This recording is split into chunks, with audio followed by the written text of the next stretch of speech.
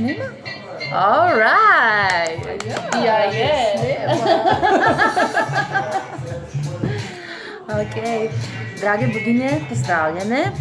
Moje ime je Suzana Grav. Poznate me kot urednico koledarja za boginje, voditeljica Rdečih šotorov in saj veste, delam čarobne stvari za vas, ker mi je to eno veliko ustvarjalno veselje, ker me polni in ker vem, da na tak način spodbujamo ena drugo k temu, da ustvarjamo. In danes je z menoj Nives Mahne Čehovin. Ste verjetno videli,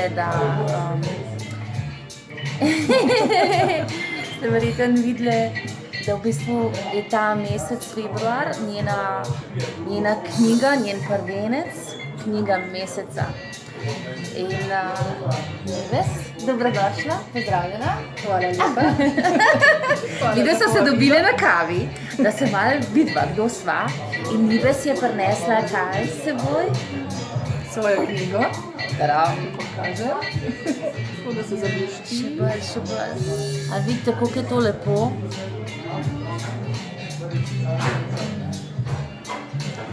Ta moja knjiga, hajkujev in fotografij. Avtorska v celoti, so pa ti hajkuji tudi take posebne misli, utrinki, besede, ki so se hotele ubesediti, rečem včasih. In za kakšnega tudi kakšno sporočilce, različno ga doživljajo. Jaz bi pa to povedala in se boste same videli, če si boste pogledali knjigo. Pa verjetno ste že videli v koledarju za boginje, da je večkrat njena misel. Zelo se me je dotaknil, če lahko Nives.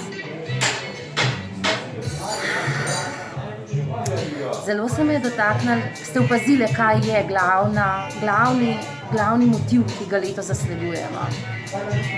Vstani, sestra, vstani, izrazi svoje življenje. In ta knjiga, v bistvu simbolika sonca, tu in zdaj, špirala, potovanje v notranje sonce in tukaj delček Nives. In Nives je podelila, da je bilo to pač izziv, ampak če hočemo karkoli roditi, se moramo dati v svet, se moramo pokazati in reči, evo, to sem jaz.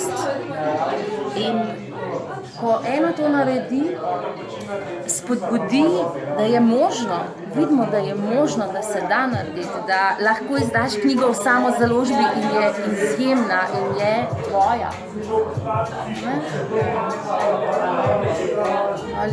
Tako da, ljube moje, vabljene k prebiranju in vabljeni k temu, da izrazite sebe in da vstani, sestra, res zasledujemo letos. Pa še ti misel za kakšna?